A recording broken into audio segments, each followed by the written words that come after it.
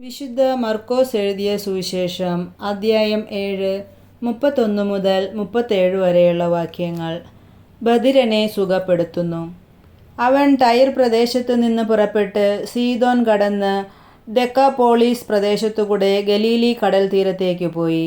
ബധിരനും സംസാരത്തിന് തടസ്സമുണ്ടായിരുന്നവനുമായ ഒരുവനെ അവർ അവൻ്റെ അടുത്ത് കൊണ്ടുവന്നു. അവൻ്റെ മേൽ കൈകൾ വയ്ക്കണമെന്ന് അവർ അവനോട് അപേക്ഷിച്ചു. യേശു അവനെ ജനക്കൂട്ടത്തിൽ നിന്ന് മാറ്റി നിർത്തി. അവൻ്റെ ചെവികളിൽ വിരലുകളിട്ടു. തുപ്പലുകൊണ്ട് അവൻ്റെ നാവിൽ സ്പർശിച്ചു.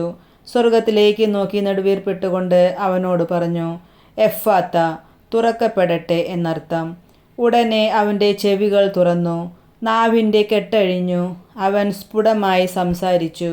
ഇക്കാര്യം ആരോടും പറയരുതെന്ന് അവൻ അവരെ വിലക്കി. എന്നാൽ എത്രയേറെ അവൻ വിലക്കിയോ അത്രയേറെ ശുഷ്കാന്തിയോടെ അവർ അത് പ്രഘോഷിച്ചു. അവർ അളവറ്റ വിസ്മയത്തോടെ പറഞ്ഞു, അവൻ എല്ലാ കാര്യങ്ങളും നന്നായി ചെയ്യുന്നു.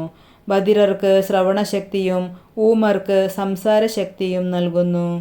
നമ്മുടെ കർത്താവായ മിശിഹായ്ക്ക് സ്തുതി.